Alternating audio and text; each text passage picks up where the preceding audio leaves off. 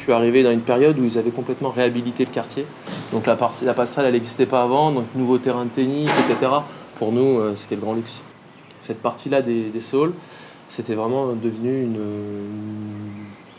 une cité de bourgeois, d'apparence.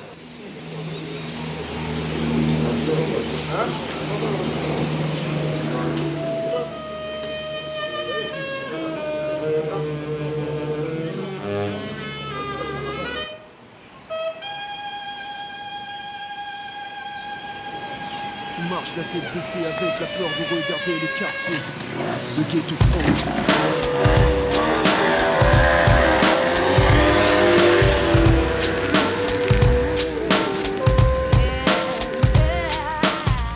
La passerelle, ouais, ça me rappelle surtout des souvenirs, des bons et des mauvais. Un jour on pleure, un jour on rit, certains n'y arrivent plus, ça porte. Viens vivre au milieu d'une cité, viens vivre au milieu d'un ghetto français, immeuble délabré ou soi-disant rénové. Les choses ne changent pas, la tension est toujours là. On modifie la forme, mais dans le fond, quels sont les résultats? Les halls sont toujours remplis de dealers de touchy, les rues de scooters volés et de mauvais esprits la nuit. Si la plupart des jeunes tournent mal, c'est qu'ils ne savent plus la différence entre le bien et le mal. C'était un petit peu un point de rendez-vous parce que je trouvais qu'on était tranquille. Mais pour l'ambiance, tout simplement, parce qu'ils savaient qu'il y avait une bonne ambiance, qu'il y avait un truc vivant. Ah, ça criait de 23h jusqu'à l'aube. À cet endroit-là où on se trouve, là, le monde il a été refait plusieurs fois. Ça a dérangé pas mal de riverains, pas mal On a réanimé tout ça. On a réanimé tout ça, quoi. Ah, c'était mort pendant une petite période et puis on a réanimé tout ça. On ne vit que de violence et de haine, étouffé par le mur, car on est prisonnier du système. Je nique la fantaisie, je balance que la réalité. Ce soir, je suis donc ghetto français. Attends-toi de fatal impact. Oh là là, ceinture déjà. Donc tu pack, ok, La police, Tu marches je te avec rappelle, la je te peur de rappelle, regarder Dave, le tout est dans quartier. les règles et dans le Le ghetto respect. français. Les gens qui se lèvent le bonheur à 4 h le matin, travailler tôt, je sais pas, mais ils ne peuvent pas travailler à cause du rallye qu'il fait. Il est là. Voilà, lui,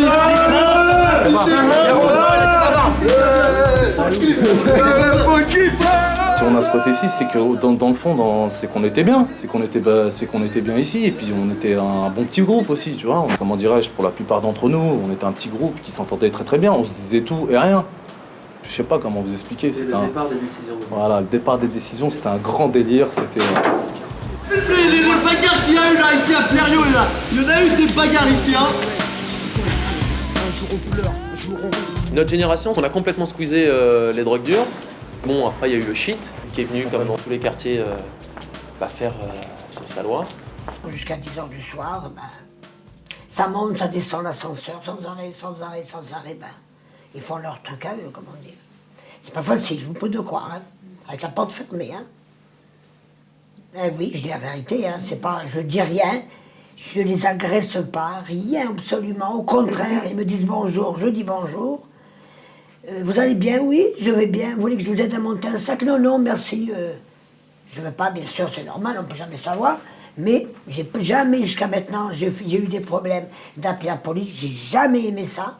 Ça ne sert à rien, premièrement. Mais c'est pas facile à vivre. La nuit, on se réveille, si on n'a pas sommeil, on pouvait toujours voir quelque chose qui n'est pas normal. Malheureusement, l'avenir ne veut plus rien dire. Quand on n'a pas de diplôme, donc de boulot ni de talent pour s'en sortir. Alors on squatte le hall, le seul univers sur lequel on garde encore le contrôle. Et pour survivre, il faut du fric. Alors on deal jusqu'à ce qu'interviennent les flics, la police, c'est le... On est parti dans un climat de violence qui s'arrêtait plus, exacerbé d'envie de montrer que c'est par le rapport de force qu'on arrive à avoir des choses, etc. Donc après, c'est arrivé au clash, puisque de toute façon, des leaders, il ne peut pas y en avoir beaucoup, et quand ils se rencontrent avec les gens qui gravitent autour, ça a donné les problèmes qu'on a connus. Ça veut dire que des problèmes avec des décès, avec des sentiments d'amitié, des liens humains rompus, parce qu'on avait atteint les points de non-retour. C'est les jeunes livrés à eux-mêmes, avec des règles qui sont définies par eux. Et donc ces règles-là, c'est ça, c'est un mec qui parle fort ou qui fait mal, et il impose des règles aux autres, et puis c'était ça.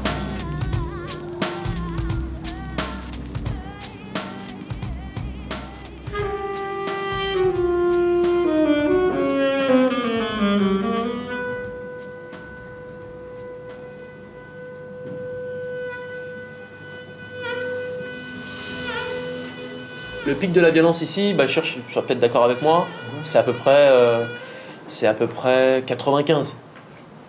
Début 94, 95, 94, 95, 96, ça a été assez le bordel parce que bon, voilà, Jusqu'à 99. Hein. jusqu'à 99, 99 à peu près. fin 2000. Fin Ça a été le 99, bordel. début 2000. Là, le début des gros soucis.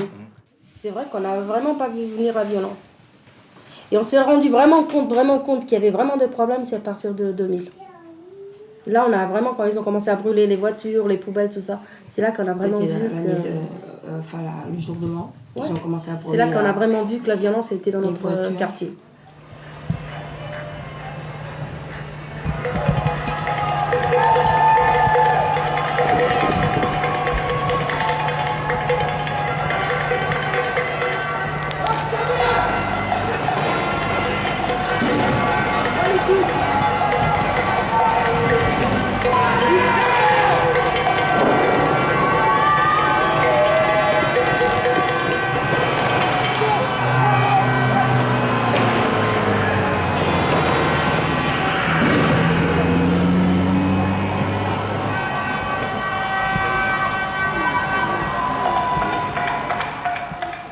Ça a été vraiment comme si quelque chose a explosé et la violence est rentrée dedans.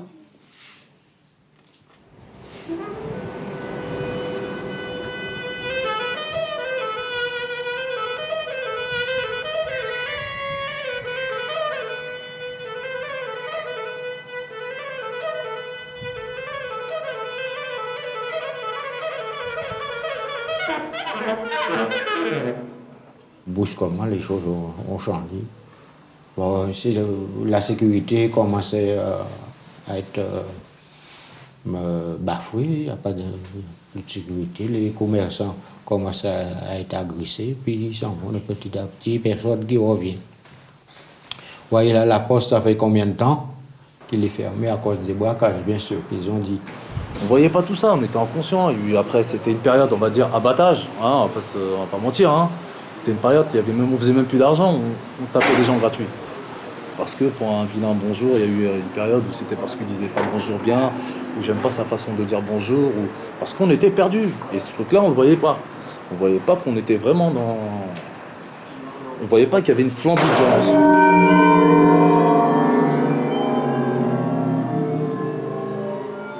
Il y a quelque chose d'assez cruel, c'est que depuis le temps, il y a beaucoup de petites vieilles ici. Toute la journée, je fais ça quand je suis en bas. J'accompagne celle-là chez elle. L'autre, pareil. Ah oui, pareil, monsieur, vous savez que j'ai peur quand je... Mais non, mais il n'y a rien.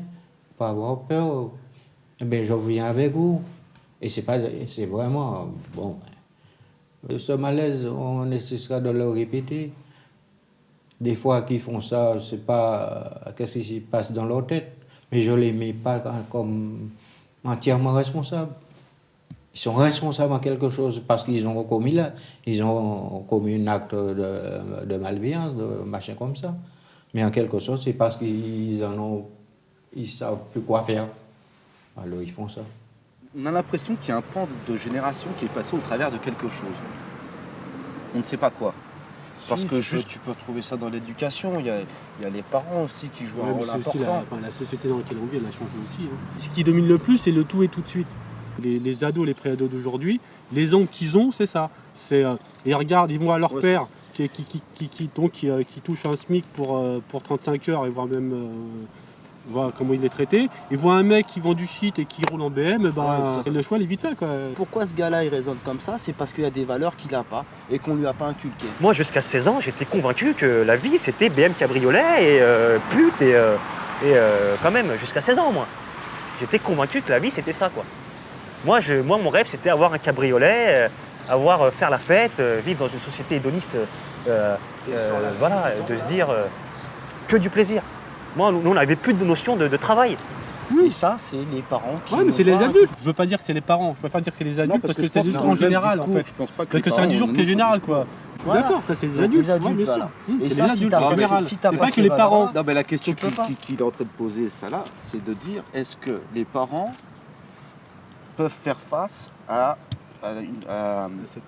cette, comment dire, cette abondance de médias, c'est-à-dire Si tu veux être bien, si tu veux faire partie du groupe, non, tu veux être normal. Si tu veux être normal, bah, il faut que tu portes des Nike. Il faut que tu aies un Lacoste ici. Tu peux l'avoir autrement. Tu as le chemin classique qui est les études, les diplômes et le travail. Sauf que tout le monde n'y est passé à ça. Mais pourquoi? Parce que tu regardes aujourd'hui, les 3/4 des Qu'est-ce qu'on a eu de moins ou de plus que d'autres gens? Nous, on est bien nés ici. Oui, bien sûr. Bon, non, mais c'est vrai, mais moi, souvent, je me suis posé cette question. Mais je pense je pense qu'on a fait des choix. C'est ce que mon père me disait. Tu vas au marché le matin, si tu veux te payer quelque chose, tu vas au marché le matin, et tu te payes tes chaussures. Parce que je n'en ai pas les moyens. C'est une valeur qui t'a... Oui, c'est une valeur, oui, c'est une valeur. Et bien aujourd'hui, c'est fini ça. Mais genre que cette valeur, elle est concurrencée par... Elle est concurrente. Le truc, c'est que même si le parent, il veut faire ça, le problème, c'est qu'il est concurrencé par toute la société. Parce qu'aujourd'hui, c'est même les adultes qui sont comme ça, quoi. C'est vrai qu'il y a de la violence, mais je comprends qu'il soit violent. Je pense que la violence, c'est une survie. Hein. Quand on est encore capable d'être violent, c'est pas mal. Ceux qui ne sont plus violents, je m'inquiète très vite pour eux, parce qu'ils sombrent dans d'autres choses, et je pense que c'est pas bien. Il n'y avait pas beaucoup de monde.